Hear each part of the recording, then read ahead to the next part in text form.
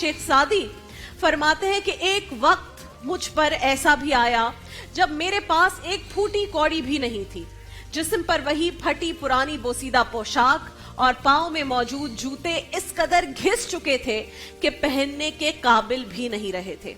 मुझे मुआश की तलाश में घर से निकलना था, मगर ये जूते देखकर दिल जल और कुढ़ रहा था। तो उस रोज मैं अपने घर में बैठा कुदरत से ये शिकवा कर रहा था कि ऐ मेरे मालिक, तूने लोगों को रहने के लिए खूबसूरत घर महल दिए हैं, सवारी के लिए आला नस्ल के घोड़े दिए हैं, पहनने के लिए इन लोगों को नफीस मलबूसात और खाने के लिए अनवाउ अक़साम की नेमतों से नवाजा है, और मुझे जूते तक अच्छे अता नहीं किए जिन्हें पहनकर मैं घर से बाहर निकल सकूं, जो मेरे पाँव को आराम दे।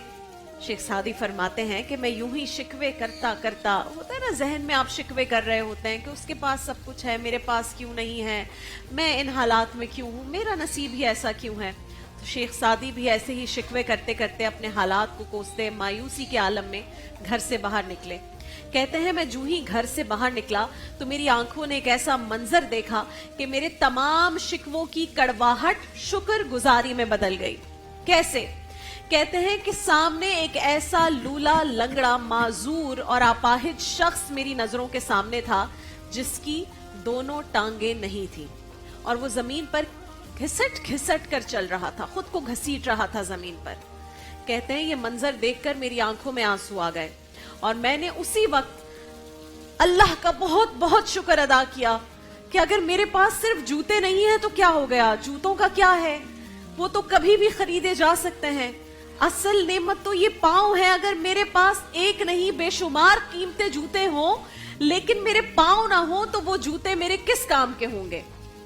हाज़रीन कराम, याद रखिए जिंदगी की इस तवील शाहराह पर जिस तरह सबका, मेरा, इमरान भाई का, असद भाई का, हसीब का, इन सारे बच्चों का, मेरे जितने कैमरामैन भाई मौजूद हैं, जितने लोग घर पे देख रहे हैं, हम सबका अपना अपना सफर है, अपनी अपनी स्ट्रगल है। उसी तरह खुशी का तसव्वुर भी हर एक के लिए अलग अलग है। जिसके पाँव में जूते ना हो उसकी खुशी एक अच्छे जोड़ी जूतों में है, जिसके पास पुराने जूते हो उसकी खुशी नए जूतों में है, जिसके पास नए जूते हो वो मजीद खूबसूरत जूतों की तलाश में रहता है और उनकी ख्वाहिश में रहता है, और फिर खुदा ना खास्ता जिसके पाँव ना हो वो तो फिर चलने फिरने ही को सबसे बड़ी नेमत समझता है। उसकी खुशी तो सिर्फ ये होगी कि उसके पाँव उसे मिल जाएं। लिहाजा नाज़रीन कराम, खुशी हमेशा उस चीज में कोशिश करें कि तलाश करें जो आपके पास मौजूद है, न कि उस चीज में जो आपके पास है ही नहीं। और यकीन इस बात पर रखें कि जो आपके नसीब में है वो आपको मिल कर रहेगा। आप सोचें, इमेजिन करें अगर बारिश का वो एक कतरा मीलों का सफर तय करके आपके चेहरे पर गिर सकता है ना, तो वो अल्लाह आपके मुकद्दर में लिखी हुई चीज भी आप तक जरूर पहुंचाएगा। नबी पाक सल्लल्लाहु अलैहि वसल्लम, आकाए दो जहां से एक सहाबी ने एक बार पूछा था, या रसूल अल्लाह सल्लल्लाहु अलैहि वसल्लम, इज्जत किस चीज में है? सिंपल सा सवाल था, इज्जत किस चीज में है? रसूल अल्लाह ने फरमाया, जो रब ने दिया है उस पर राजी हो जा, अल्लाह इज्जत अता कर देगा। सुभान अल्लाह।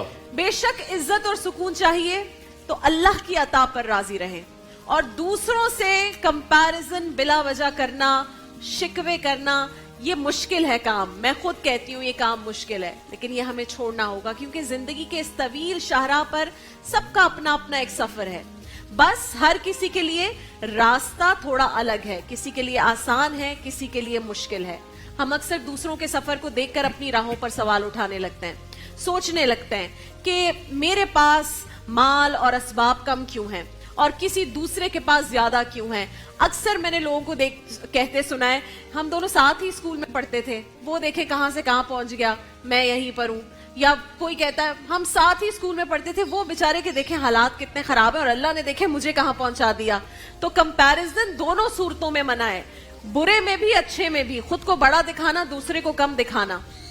फिर लोग कहते हैं मेरे हिस्से में ये दुख क्यों आए, हमारी दुआएं ताखीर का शिकार क्यों होती हैं। यूं ही शायर ने क्या खूब कहा है, यूं ही बेयकी यूं ही बेनिशा, मेरी आधी उम्र गुजर गई, कहीं हो ना जाऊं मैं राएगा, मेरी आधी उम्र गुजर गई। कभी साए बा ना था बहम, कभी कहकशां थी कदम कदम, कभी बेमका कभी लामका, मेरी आधी उम्र गुजर गई। कभी मुझको फिक्रे मुआश है, कभी आप अपनी तलाश है, कोई गुर बता मेरे नुक्तादां, मेरी आधी उम्र गुजर गई। क्या बात। हम अपने दुखों का शिकवा करते हैं, दुआओं की कबूलियत में ताखीर पर सवाल उठाते हैं, लेकिन ये दुख, ये इंतजार, ये तलब दरअसल हमारी रूह की तराश खराश के लिए होते हैं। इसलिए कोशिश करें, मैं कोई लेक्चर नहीं दे रही, मैं वो चीज आपको बता रही हूं जो मैं खुद अपनी जिंदगी में कोशिश करती हूं कि प्रैक्टिस करूं। शिकवे कम कर दें, शुक्र ज्यादा कर दें। शिकवे कम, शुक्र ज्यादा, क्योंकि रब सबका है, वो रब सबका है और वो रब सबको नवाजता है, बस अंदाज जुदा होता है। बस हमें अपनी आदत बनानी है कि जब भी मायूसी का गलबा हो तो बस एक बात कहे कि अल्लाह तेरा बड़ा शुक्र है कि तूने हमें बेशुमार नेमतों से नवाजा है। शुक्र के लिए ये बात ही क्या कम है कि उस रब ने हमें अपने हबीब का उम्मती बनाकर इस दुनिया में भेजा है। और वो शायर ने क्या खूब कहा है, करूं शुक्र कितना और करूं फख्र कितना, करूं शुक्र कितना और करूं फख्र कितना, कि तेरे करम ने मुझे फायजुल मराम किया, कि तेरे करम ने मुझे फायजुल मराम किया।